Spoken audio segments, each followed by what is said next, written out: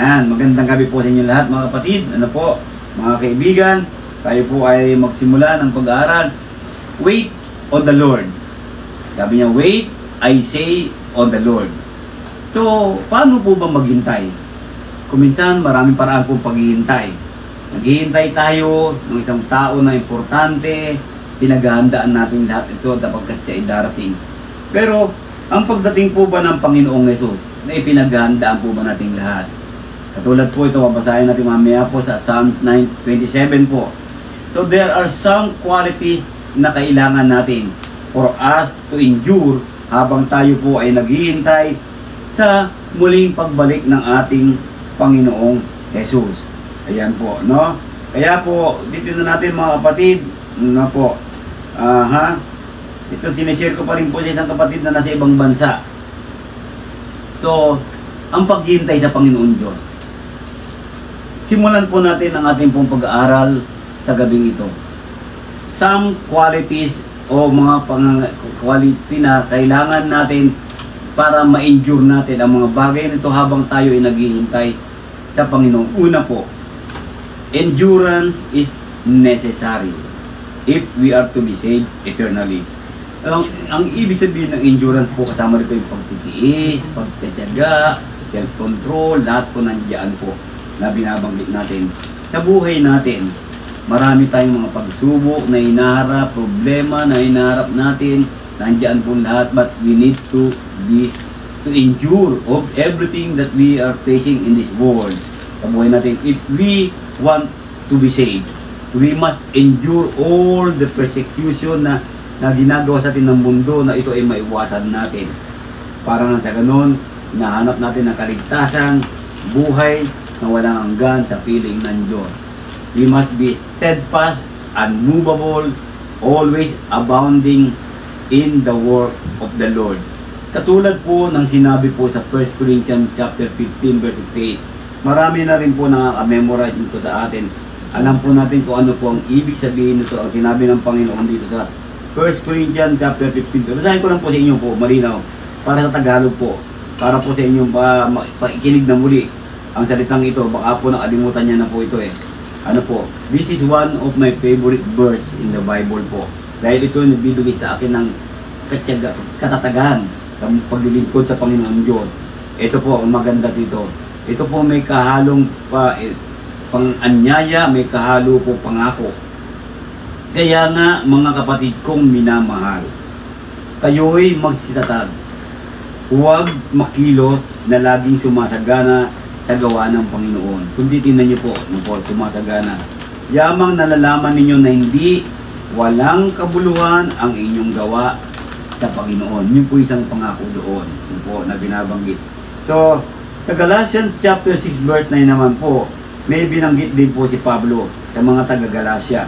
At huwag tayong mga pagod sa paggawa ng mabuti, sapagkat sa kapanahunan ay magsisipag-ani tayo kung hindi tayo manghihimahod. Sino niyo po mga pangako, hindi mga walang kabuluhan, at sabi niya dito, mag-aani tayo. Niyo po, yun yung binabanggit doon. So, we must be matatag, hindi pa tayo maikikilos. Ibig sabihin hindi maikilos, hindi ka po madadala ng mga tukso sa mundo, hindi ka kagad bibigay sa mga maling turo, sa kamunduhan, no po, maiwasan natin yan. Sabi niya, abounding in the work of the Lord. So, waiting for the Lord. Ang paghihintay sa Panginoon, dapat patuloy po tayong sumasagana sa gawain ng Panginoon Diyos. Ayan po doon. Ano po? So, if we do not endure, kawawa po tayong lahat. Kung kayo po ay bibigay, katulad po ng mga sumusuko sa pananampalataya, iniiwan nila ang Panginoon Diyos. Ang akala nila, iniwan nila, pero ang katotohanan nun, sila ang may iwan. Yung mga nagwawalang bahala, lalo sa araw ng linggo, pinagwawalang bahala ang Panginoon. Pinagwawalang bahala ang mga aral, utos ng Panginoon. Ayan po. Marami po kasi na nang babastos pa ng salita ng Diyos. No po, baka isa rin po tayo doon. So kaya sabi ko nga, paano maghintay sa Panginoon? Kailangan natin na matutunan ng pagiging pagtatiyaga o pagiging katatagan na sinasabi. Kung babasahin natin po dito, no po, sa Hebrews chapter 10 verse 32 and 39. Babasahin ko po sa inyo ha. Ito po, basahin natin. Sa Hebrews chapter 10 po, verse 32 to 39. Ano pong sinabi niya dito? Basahin natin ha, sa mahaba ito. Kumahan niyo po ako. Datapwat alalahanin ang mga nakaraang araw. Na sa mga yaon, pagkatapos na kayo'y maliwanagan, ay nangagtiis kayo ng malaking pakikilaban sa mga pagbabata. Yung sinasabi, great fight of affliction. Na una-una ay naging isang katawa-tawa dahil sa mga pagkasiphayo at gayon din sa mga kahirapan at sa ikalawa ay naging kasama niyong mga inaring gayon. Sapagkat kayo'y nangahabag sa mga may tanikala at tinanggap ninyo ng buong galak ang pagkaagaw ng inyong pag-aari. Palibasa inyong nalalamang mayroon kayo sa inyong sarili na isang pag-aaring lalong mabuti at tumatagal. Ayan po yung maganda nung sinabi doon na binabanggit. Huwag nga ninyong itakwil ang inyong pagkakatiwala. Ayan. Cast not away therefore your confidence. No? Yung confident natin na tayo ay maliligtas sa pagdating ng Panginoon. Huwag nating ipagwalang bahala. Yan yung binabanggit na may dakilang gantimpala, may reward po na sinasabi dito. Ano po? Na binabanggit. Okay? So, mag-share po kayo, mag-invite po tayo mga kapatid ng ating pong pag-aaral sa gabi ito. Yan. Okay? So, kung titingnan po natin ngayon, pangalawa, sabi doon, if we are to endure to the end, we must possess certain qualities and engage in certain things in Psalm 27. Basahin po natin ang Psalm 27. Ayan, ano po, okay? Tignan natin dito po, ang Psalm 27. Ayan. So, tingnan natin dito po. Awit, chapter 27 sa Tagalog. Kaya sa wikang English po, nandito po. Ayan. Okay? The Lord is my light and my salvation. Whom shall I fear? The Lord is the strength of my life. Of whom shall I be afraid? When the wicked came against me to eat up my flesh, my enemies and foes, sabi doon, they stumbled and fell.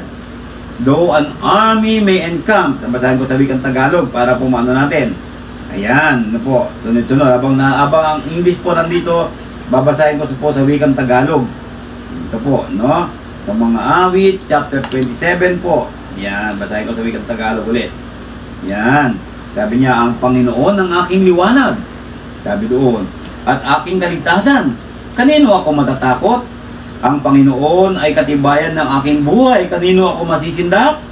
Nang dumating sa akin ang mga manggagawa ng kasamaan, upang kanin ang aking laman, ang aking mga kaaway at aking mga kaalit.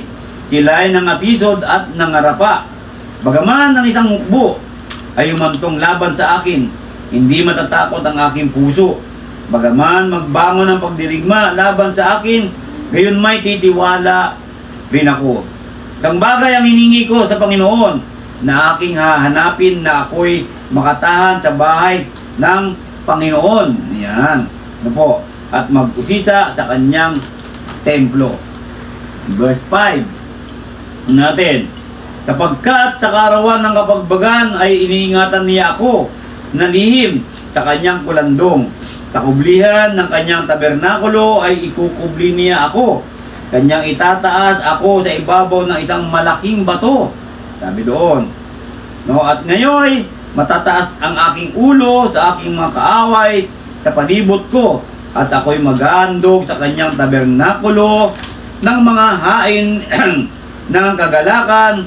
Ako'y aawit. Oo, ako'y aawit ng mga pagpuri sa Panginoon. Yan. Dinggin mo, O Panginoon, pagka ako'y sumisigaw ng aking tinig.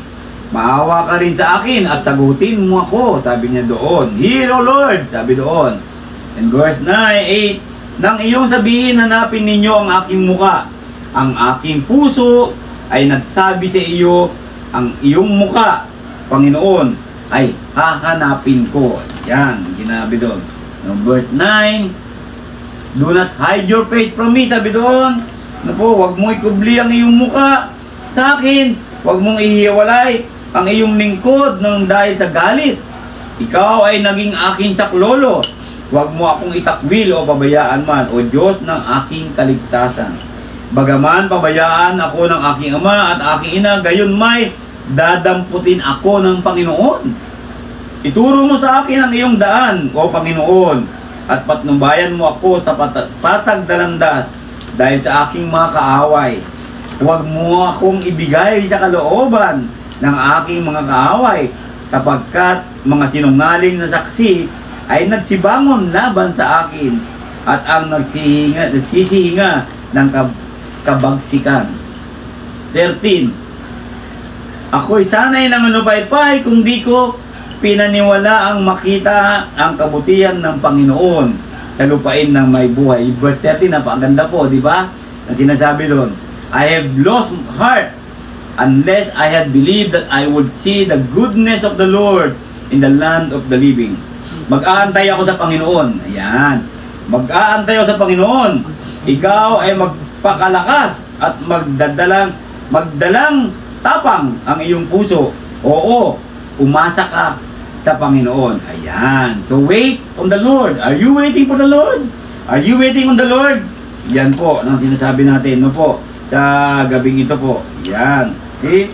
So, kung titignan po natin, mga kapatid, no, sa ating pong pag-aaral, sa gabing ito po, ating pong mga tunghayan, ang mga sinasabi po ng ating Panginoon sa gabing ito po. Psalm 27, David. No, ang awit ni David. Do not know for sure at what point in David's life it was written. Hindi natin alam kasi marami pong nangyaring pagsubok kay David. Marami pong mga bagay na katulad. Diba?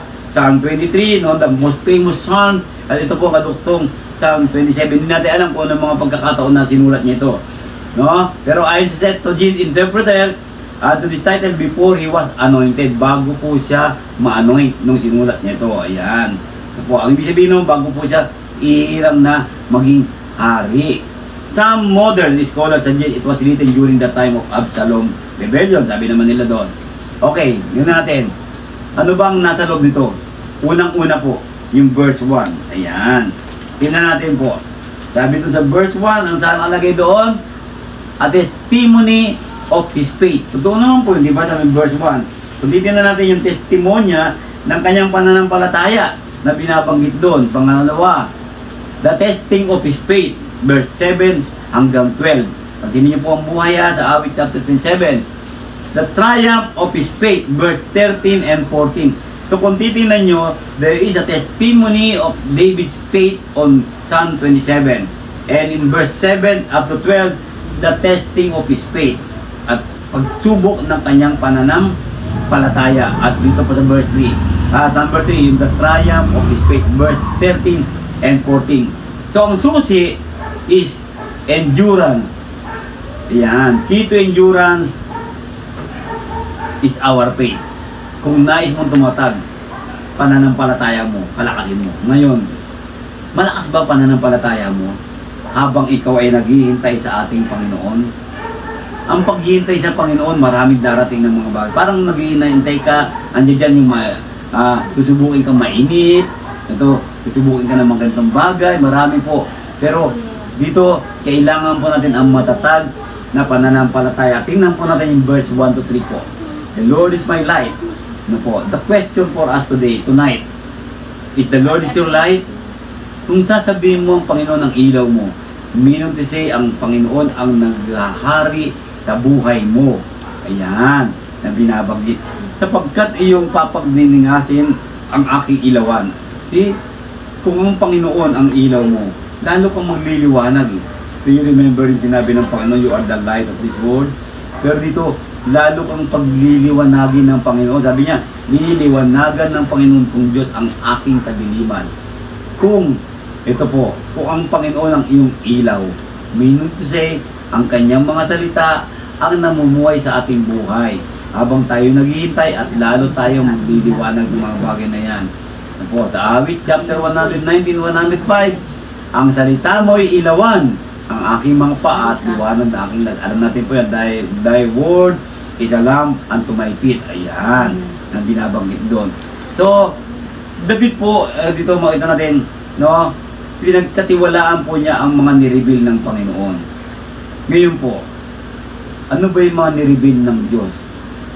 God reveal everything that we need in this world, in this life, pertaining to life, pertaining to godliness. Ayon kay Pedro, inireveal na po yan.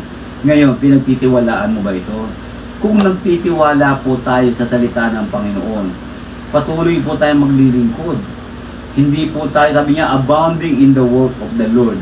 Hindi po tayo magpapakalamig, hindi po tayo magbabaliwala ng mga gawain ng Panginoon. Hindi po natin babaliwalain ang pagtawag ng Panginoon sa atin.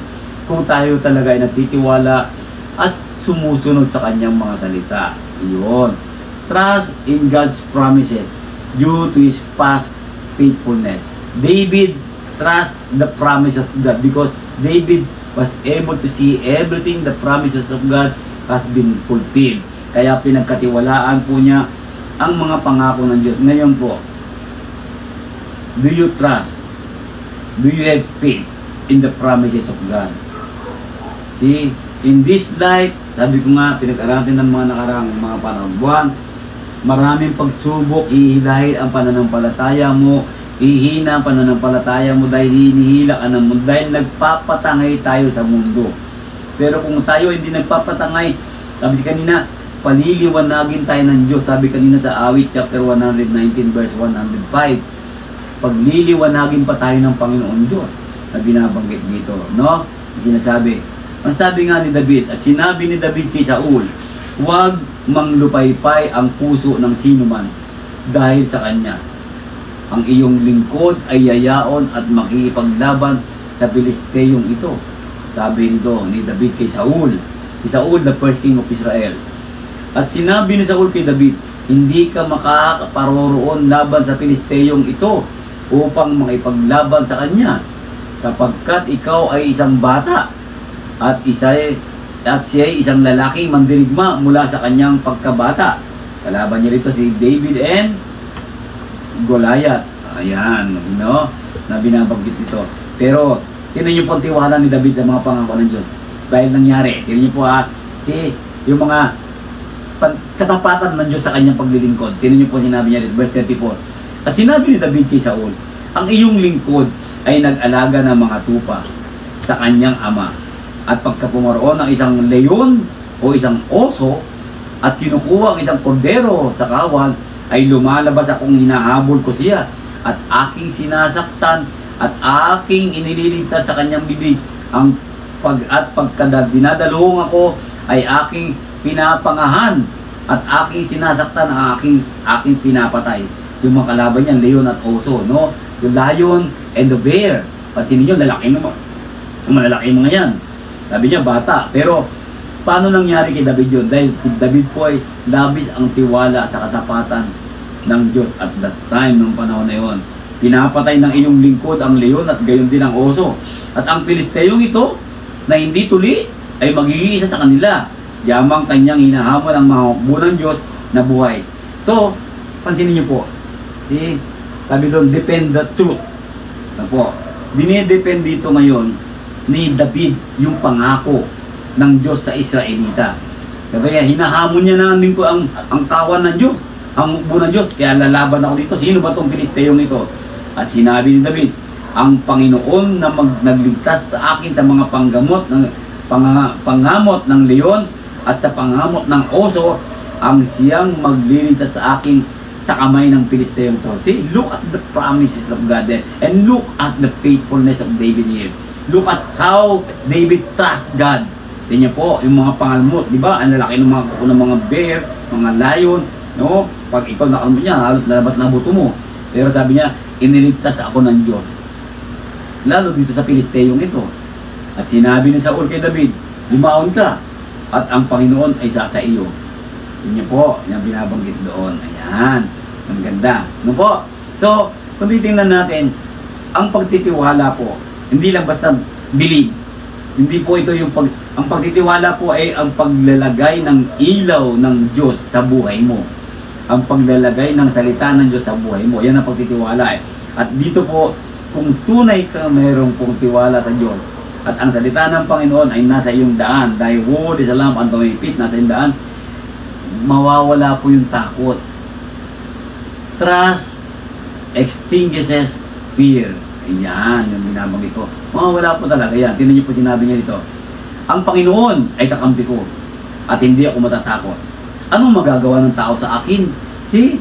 But this promise of God na sinulat ni David, ito ang nawawala sa buhay ng mga Kristiyano ngayon.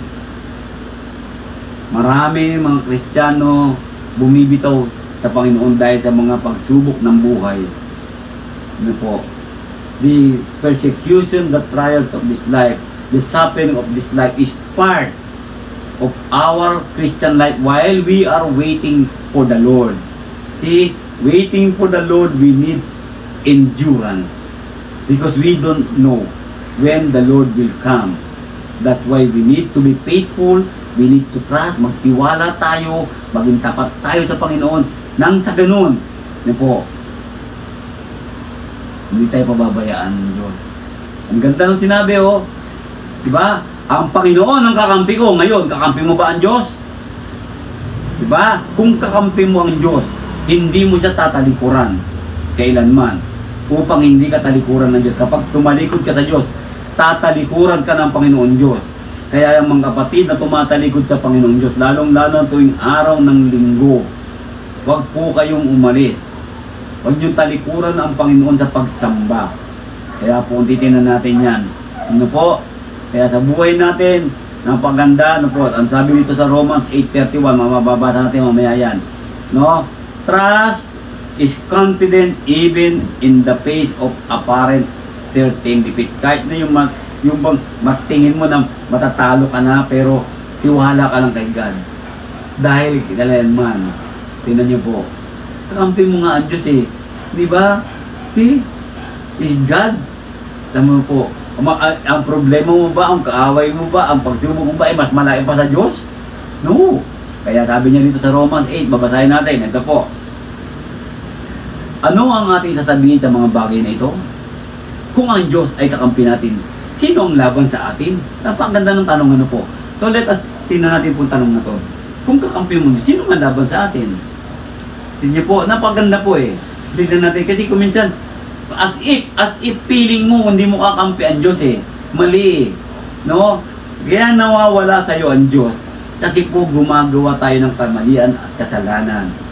Sabi ng Panginoon, tumatalikod siya sa taong hindi matuwid. Hindi po, dahil sa iyong kasalanan, pinagpaghiwalay tayo. Diba? Kita niyo po sa Isaiah 59, binanggit po yan. Po, kay Pedro, binanggit din po yan. Siya na hindi ipinagkait ang kanyang sariling anak, kundi binigay dahil sa ating lahat. Tingnan niyo po yung verse 32. Yung mismong anak niya na nag-iisa, no? The only begotten Son of God, ibinigay sa atin. How much more ang ibang bagay na kailangan mo? Kaya nga, waiting for the Lord, we need to endure everything in this world. We need to be faithful and trust God. Magtiwala lang po tayo mga kapatid. Kaibigan na po. Sabi niya, sino ang magsasakdal sa anuman laban sa mga hinirang ng Diyos? Sino? Although yes, we have suffering, persecution, pero may magagawa ba sa atin yung mga yan? Wala pong magagawa sa atin yan kapag kaampi mo ang Diyos. Kaya napakahalaga po, inaanyayahan ko po kayo. Gawin yung kakampi ang Diyos anumang oras. In every hour, 24/7, gawin mong kakampi ang Diyos. Pag gusto mong kakampi ang Diyos, ibig sabihin, patuloy mong susundin ang kanyang mga utos at hindi mo siya itatakwi, hindi mo siya ilalabagin. Ayan po ang ibig sabihin nun na binabagin dun. So sabi niya, sino ang hahatol? Ang Diyos ang umarigal. Sino ang hahatol? Si Kristo Jesus na namatay? Oo. Yaong nabuhay na mag-uli sa mga patay na siyang nasa kanan ng Diyos na siya naman na magitan dahil sa atin. The only mediator that we have. Diba? Si Kristo, tagapamagitan natin. Between man and God, Christ is our mediator. So kung titignan natin, si Kristo ang hahatol. Paano kung wala kang Kristo? Sige po, siya ang hahatol eh. Na binabagit niyo po, naalala yung sinabi, if you love me, sabi ni Kristo ha, Sa mga ano niya, if you love me, keep my commandment. Yan. Ano po? Tignan natin. No? Sino ang maghiwalay sa atin sa pag-ibig ni Kristo? Meron ba? Meron ba makapagpahiwalay sa atin sa pag-ibig ni Kristo? Ikaw lang ang humihiwalay. Hindi mo? Ang kapigatian, problema, magkakalungkutan, o kapisan, o ang pag-uusig, o kagutom, o ang kahubaran, o ang panganib, o ang taba. Ayan, binanggit na lahat. Ano po? Gaya ng nasusulat, dahil sa iyo kami pinapatay ng buong araw. Kami ay nabilang na parang mga tupa sa patayan. Hindi, kundi sa lahat ng mga bagay na ito, tayo higit pa sa mga mapagtagumpay, pamamagitan na iyong sa atin ay umibig. Ayun, sa pamamagitan ng sa atin ay umibig. Sino ang umiibig sa iyo? Ang Diyos, di ba? Kakampi mo siya eh. Kung kakampi mo ang Diyos, iibigin ka ng Diyos. Ayan. Sapagkat ako'y naniniwalang lubos, no? Pananampalataya nito, na kahit ang kamatayan man, kahit ang buhay, kahit ang mga anghel, kahit ang mga pamunuan, kahit ang mga bagay na kasalukuyan, kahit ang mga bagay na darating, kahit ang mga kapangyarihan, kahit ang kataasan, kahit ang kababaan, kahit ang alinmang ibang nilalang, ay hindi makapaghiwalay sa atin sa pag-ibig ng Diyos. Tinan niyo po, na nasa kay Kristo Jesus ng Panginoon, walang pwedeng maghiwalay siya sa pag-ibig ng Diyos. So, mahal ka ng Diyos eh. Kaya maghintay ka lang sa Panginoon Diyos. At habang naghihintay ka, sabi ko nga, mahalin mo din ang Diyos. Ang buong puso, buong isip, buong lakas, buong kaluluwa. Meaning to say, patuloy kang maging matatag, maging matiis na sinusunod ang kanyang mga kautusan sa buhay na ito. Ayan, na binabanggit, no? Verse 4, one thing I have desired of the Lord. Sabi niya, David, ito ang gusto ko eh. Ito desire niya. Tinan niyo po ang desire ni David ha. David wants object or goal to dwell in the house of the Lord. How about you? Saan mo ba gusto mag-dwell? Nanganin niyo, dalawa lang ang daan. Ano po, dalawang lugar lang din ang pupuntahan mo. Dalawa lang. Si Paraiso o Heaven, then hell. So, titignan natin. Gusto mong tumahan sa bahay ng Diyos. Tama. Gusto mong dito ka tumira sa bahay ng Diyos. Yan ang goal mo eh. Gusto ko masalangit ako eh. Kung gusto mong sa langit ka, kung gusto mo, ha? Bakit patuloy mong nilalapastangan ang Panginoon Diyos? Bakit pinagwawalang bahala natin ang kanyang mga utos sa atin, ang mga gawain ng Panginoon, pinagwawalang bahala? Malinaw na binanggit kanina, abounding in the work of the Lord. Your work is not in vain. Yun po, if we continue to abound in His work. Pero, are we abounding in God's work? Yun po, worship is God's work. Evangelizing is God's work. Sharing your blessing is God's work. Loving your brothers and sisters and neighbors is God's work. Yun po, see, putting the Word of God in your life is God's work. Allowing the light, the Word of God to light your path is God's work. Marami po yan na binabanggit. So yan po, diba? Makita niyo po yun, Matthew 6:33, oh. Diba? Seek you first the kingdom of God. Pansinin niyo po, ito po pinsan, binabaliwala na natin ng mga tao ng Kristiyano eh. Seek you first the kingdom of God. Actually po, it's not just an encouragement eh. It is a command of the Lord. No? Unahin mo. Sabi niya, hanapin ang kaharian ng Diyos. Pansinin mo, and all these things shall be added unto you. Lahat ng bagay. In the end, the last verse ng Psalm 23, surely goodness and mercy shall follow your life. Yan niyo po, habang naghihintay ka sa Panginoon Diyos ngayon, kung tayo nagiging matatag, nagiging matibay tayo, yan niyo po, waiting for the Lord, no? Sabi doon, all these things shall be added into your life. Ano pang kailangan mo ngayon? Diba? Yung mga bagay na yun, pati pag-ibig ng Diyos ay nasa iyo. Mahal ka ng Panginoon Diyos, hindi ka niya iiwan kung patuloy mong hindi siya iiwan, di ba? Without faith, it is impossible to please God. So, faith must have an obedience. Trusting the Lord must always have obedience na binabanggit doon. To behold God's beauty. Yan pa isang pangalawang desire ni David. To behold God's beauty. Ano po, at doon mag-inquire sa temple na po. Parang Alam niyo po yung gusto mong tumaktok o makita ang kagandahan ng Diyos. Gusto mo ba yun? Di ba? At gusto mo makita mo yung paligid ng templo ng Panginoon, nalakad ka doon, makikita mo doon. Revelation, napakaganda ng mga description ng langit, di ba? Yung mga description na to, dinescribe no, ang ibig sabihin na symbolism lang lahat, yung symbol lahat, pero description is napakaganda. Do you want to be there? Do you want to be in heaven? Do you want to inquire to the Lord? Lord, ano po ito? Kakusapin mo ang Panginoon doon? Di ba? Ang sarap ng buhay ng ganun, di ba? Kung titingnan po natin, mga kapatid, napakaganda po noon. Katulad ito pong Bible study natin ito. Itong Bible study natin, ilan lang ang nanonood? Maraming nagbabaliwala po ng Bible study. Nakakalungkot yan sa Panginoon Diyos. Di ba? Marami. Di ba? Kung titingnan natin, dapat nga, katulad ng, halimbawa, ang kongregasyon mo na ang attendance nito, maabot kayo ng 80, dapat 80 rin yung nanonood. Di ba?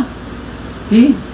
So, kung Marikina, nasa 190, dapat 190 rin na nanonood. Ay, hindi, busy kasi. Ayan, may trabaho iba, mga bagay na ganito. So, you can replay naman. No po. Pero kung may oras ka sa Bible study, why not attend Bible study? Why not listen to the Word of God? The desire of David, napakaganda eh. Kasi alam ni David, mamamatay siya eh. Pero yung pagtiwala niya sa Panginoon Diyos, ganun-ganun na lang. Ang tindi. No po, that's why his desire is to dwell in the house of the Lord and to behold God's beauty and inquire in His temple. Ayan. And number 3, desire of David. David sought God's protection, security, and support. Yan po desire ni David.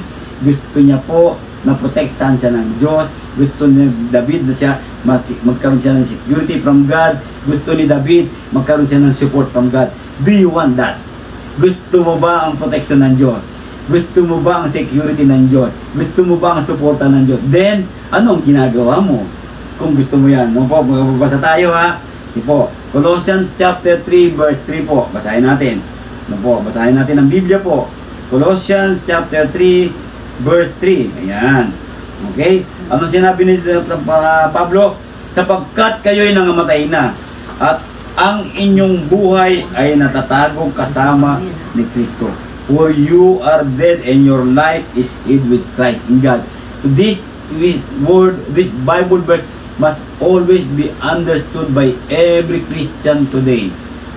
No po, yung sinasabi nito, dapat ang buhay mo ay nakatago na kay Kristo. Kung ang buhay mo ay nakatago kay Kristo, sino ang nakikita? Di ba pag nagtatago ka, dapat ilalikod ng pader, ano ba nakikita? Di ba yung pader? So ganun din po, dapat ang nakikita sa buhay natin si Kristo. If you want this protection, if you want the security ng Panginoon at support, then ang Panginoong Jesus ang dapat sa buhay mo. Ayan, na binabanggit doon. Okay? So, ano ba yung kaligayahan ni David? Habang siya naghihintay sa Panginoon Diyos. Ayan. David recognizes his blessed position. Yun. Yun po. Bakit niya na-recognize yung kanyang blessed position? Sabi niya doon. Diba? Sabi niya sa Awit chapter 3 verse 3. Ano ba sinabi doon? Tingnan natin. Okay? Awit, hindi. Ano pala? Ephesians 1:3. Yun. Ephesians 1:3. Tingnan natin. Basahin natin. Ephesians chapter 1 verse 3. Purihin nawa ang Diyos at Ama ng ating Panginoong Jesucristo na siyang nagpala sa atin ng bawat pagpapalang ukol sa Espiritu at sangkalangitan kay Kristo Jesus. Anong ibig sabihin nun? With all spiritual blessing. Yun ang posisyon ni David eh. Di ba? Being a Christian ngayon, bilang Kristiyano, di ba? Dapat na-recognize mo ito. Dapat na-recognize ito, sinasabi dito na all spiritual blessing mula sa kalangitan ay nasa iyo. Di ba? So, binigay na ito ng Panginoon eh, sa buhay mo eh. So, dapat we must always recognize our blessed position. So, if we recognize our blessed position, please, do not waste it. Huwag mong sayangin. Huwag mong sayangin ang pagkakataong ito ng mga spiritual blessing ay nasa iyo. Pinagpala ka na eh. Huwag mo nang sayangin yan. Huwag mo na pang iwala sa buhay mo yan. Ano po? Na binabanggit doon. Okay? Sa Romans chapter 5 verse 1 to 8, anong sinabi niya? Romans chapter 5 verse 1 to 8. Sabi doon. Sabi niya, yaman nga na may naaring ganap sa pananampalataya. Mayroon tayong kapayapaan sa Diyos sa pamamagitan ng ating Panginoong Jesucristo. Tinan niyo po yung kaligayahan na to. No? Anong sabi dito?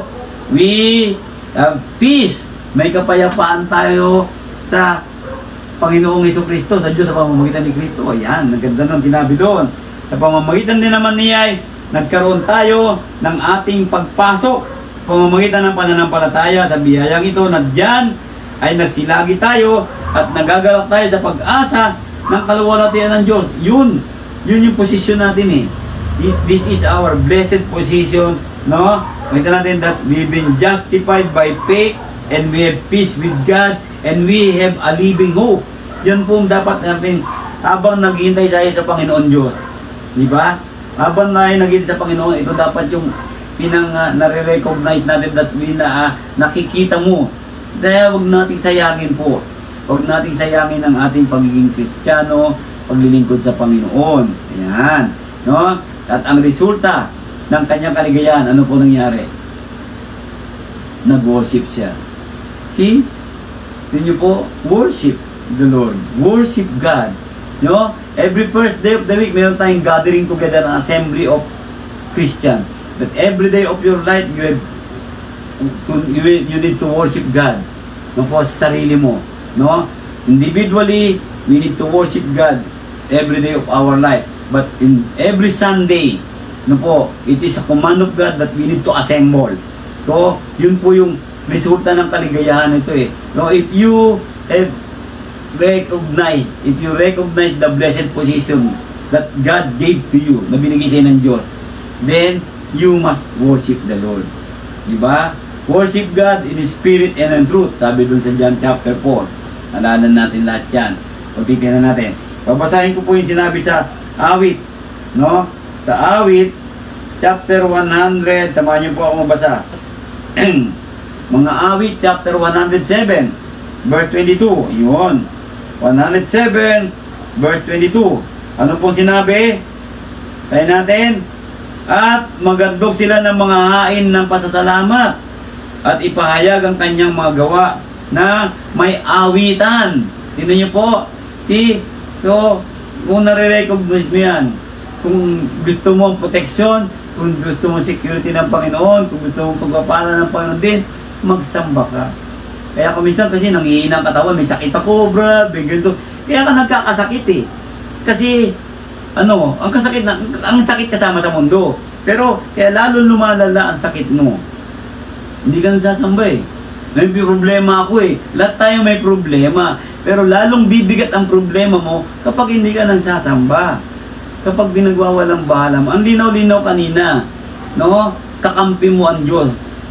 Pero anong ginagawa natin? As if inaaway pa natin ang Diyos eh. Di ba? Pinagwawalang bahala natin ang kanyang sinasabi.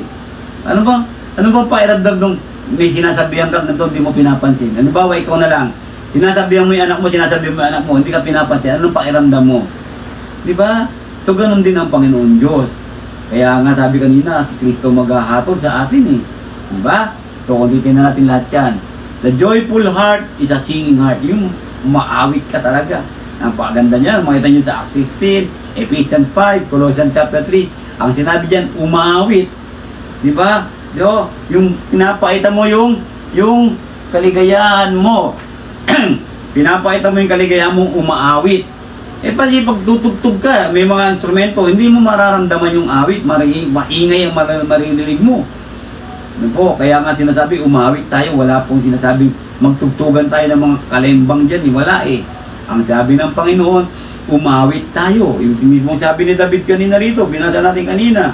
Diba? Sabi niya, na may awitan. Malinaw na sinasabi doon, no? Sinasabi doon. See? Kung titignan natin. Okay? So, tuloy natin. Ano ba yung commitment ni David? Ito. Habang naghihintay tayo sa Panginoon, waiting for the Lord, we must have a commitment. Ayan.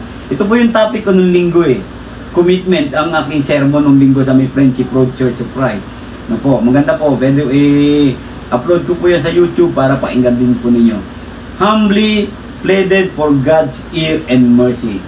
So, patuloy po tayong magdasal. Yan ang commitment natin eh. Magpakumbaba tayo, hilingin ng Pakinggan tayo ng Panginoon. Sabi nga ng Panginoon David, "Hear, O Lord, pakinggan mo ako, Panginoon, kung ako'y umiiyak, no, with my voice. Maawa ka sa akin. Have mercy also upon me and answer me." So that is our commitment eh.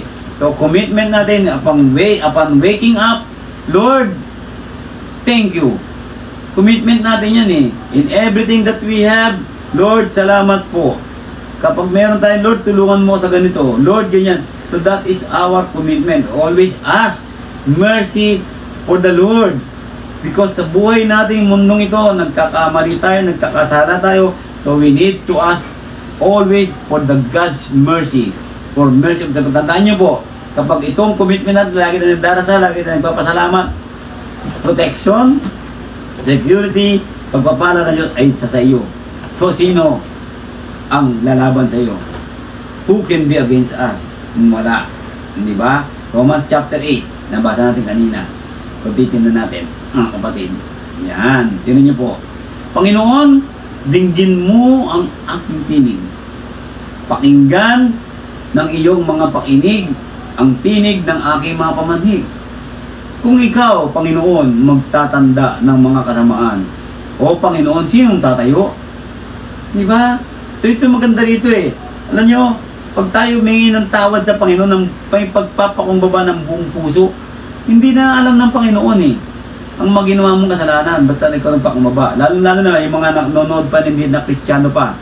No, kung ikaw ay nagpabautismo, lahat ng kasalanan mo ay mahugasan. So ano ba yung kasalanan mo? Wala na. Hindi nagtatanim ang Diyos. Hindi tinataniman yung mga ginawa mong mali. Hindi niya tinatandaan yun. Kinakalimutan ng Panginoon Diyos ang mga bagay na yan. Dahil nga, mahal tayo ng Diyos. Kaya sabi doon, dapat ang commitment natin, patuloy tayong sumunod sa pautos ng Panginoon, hindi tayo lagi ng awa at kapatawaran. Ngunit may kapatawarang taglay ka upang ikaw ay katakutan. Ayun. Pero, hindi tayo natatakot sa Diyos, ano? Marami. Kasi nga mapagmahal na Diyos, oo, mapagmahal na Diyos, pero tandaan nyo, ang galit ng Diyos ay ibubuhos sa mga taong gumagawa ng kasamaan, sa mga taong pinagwawalang bahala ang Diyos, lalong-lalo na ang mga taong ayaw sumamba sa Panginoon. See, ang commitment ni David, determinado ang kanyang puso na hanapin ng Diyos. Ikaw, are you determined to seek the Lord? Nung po, tandaan niyo po, see, nung pag nabautismohan ka, nung nabautismohan ka, that is only the first step of your life. Yun lang po ang unang hakbang mo. Kaya dapat maging matatag tayo. We need to endure, endurance while we are waiting for the Lord. Hanapin mo ang Panginoon sa buhay mo, araw-araw na ito. Tandaan nyo, huwag tayo maging kampante, kasama ko ang Diyos. No. Dapat ito, patuloy mong suriin, aralin ang kanyang mga salita, ilagay ang mga word of God sa buhay mo, sundin ang word of God ng Panginoon, mga bagay na yan, sinasabi. Katulad ng sinabi ni Jeremiah dito sa atin. Yan. Babasahin ko po sa inyo. No? Jeremiah chapter 29 verse 12 and 13. Tagalog po, Jeremiah. Yan, Jeremiah chapter 29 verse 12 and 13. At kayo'y magsitawag sa akin, at kayo'y magsisiyaon at magsisidalangin sa akin, at aking didingin kayo. At inyong hahanapin ako at masusumpungan ako pagka inyong sisiyasatin ako ng inyong buong puso. Ayan. Inyo po, if we really seek God with our true heart, no, makikita at makikita mo ang Diyos. Ayun po. Kaya pala sinabi ni Cristo, blessed are the pure in heart. Sa Mateo 5, for they shall see God. Yun niyo po, one of the beatitude, maging ugali, beatitude. Po, maging malinis, dalisay ang puso natin. Napakaganda ng pangako na to, no? Magtawag tayo. This is the one of the beautiful promises of God here. Jeremiah chapter 29 verse 12 and 13. Ayan. Po, see, dito natin, a confident but humble plea for mercy. Confident ka, hindi yung mayabang pero mapagpakumbaba. Hindi yung pagkaalitas na ko, no, hindi ganoon. No? Kaya lang, oo, confident ka, naligtas ka, pero nandun pa rin po yung pagpapakumbaba na patuloy kang humihingi ng awa, katulad ng sinasabi ko po kanina. Yun po, no? Na binabanggit doon. Okay?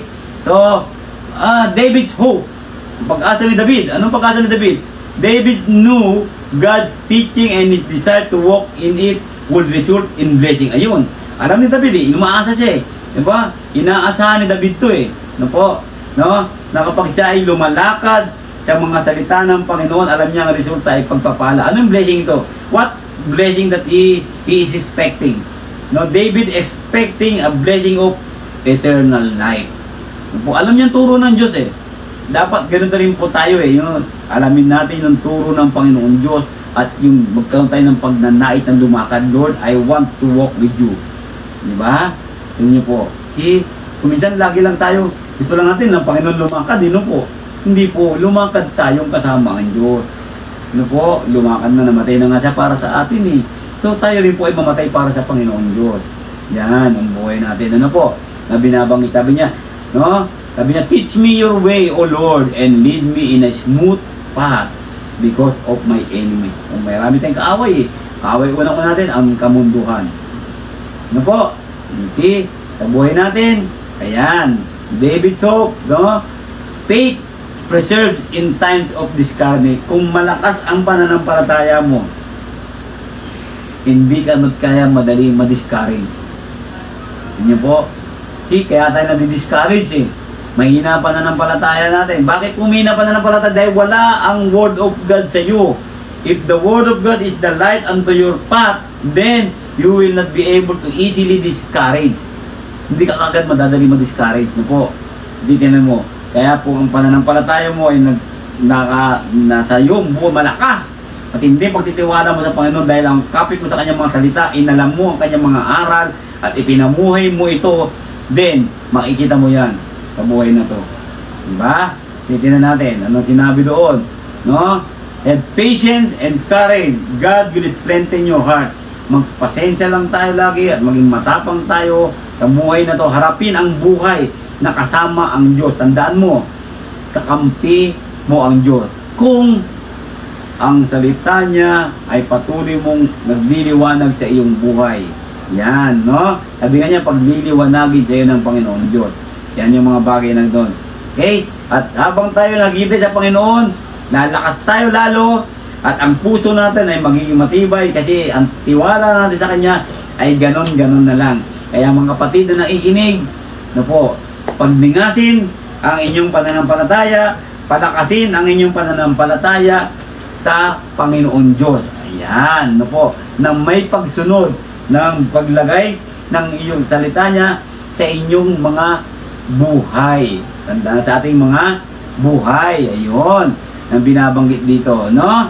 So, alam natin yan. Faith, desire, joy, commitment. Sa buhay natin, while we are waiting for the Lord. Ayan, ano po? And hope. Tandaan nyo po itong limang ito. Diba? Yung faith mo, yung desire mo, joy, commitment, and hope that you have in this world while we are waiting for God. Kaya, sa gabing ito, dapat malaman natin na po, patient is not just easily attained. Na po, ang pagpapasensya ay ito po ay makukuha natin kung patuloy tayo nagiging matatag, nagiging masikap na ipamuhay ang kanyang mga salita. Sa mundong ito, maglingkod, maghintay sa Panginoon, always abound in the work of the Lord while we are waiting for the Lord again. Ayan, balikan natin yan. Faith, desire, joy, commitment, and hope. These are the qualities are necessary for us to endure while we are waiting for the Lord. Ngayon, naghihintay ka ba kapatid sa Panginoon? Baka naman sa paghihintay mo, nainip ka na. Binabaliwala mo na ang Panginoon Diyos. Tandaan mo, pangako ng Diyos, darating at darating ang Diyos. Maghintay ka lang ng may katyagaan, malakas ang pananampalataya, ng may pagsunod, na nandito ang inaasam mo. Gusto mong pumunta sa piling ng Diyos. At ang kaligayahan nito ay nasa pagsamba sa Diyos, kasama ng paglilingkod mo sa Kanya. At let us always commit your life to God. And while you're committing your life to God, umasa ka. Darating ang pagpapala. The reward for you. Darating yan. Yan. Okay, sa buhay natin, do we trust God enough to obey? Talaga ba natitiwala ka kay God? Ano po, sa gabing ito, mga kapatid, tingnan natin mabuti, no? Do we trust God enough to endure while we are waiting for the Lord? Kaya po, sa gabing ito, sana po, natutunan natin lahat yan. Ano po? At yung mga chart po nito ay galing po sa isang magaling na preacher, si Don McLean. Kaya po nilagay ko yung kanyang pangalan. No? Thank you po sa inyong pakikinig mga kapatid, mga gabing ito. Nakita natin ang mga pagpapala ng Panginoon sa gabing ito. Tandaan nyo po, ano po, kung naghihintay ka sa Panginoon, kung gusto mo na maprotektahan ka ng Panginoon, kung gusto mo ma-secure ka ng Panginoon, kung gusto mo makamit ang kanyang mga pagpapala, nandiyan sa buhay natin.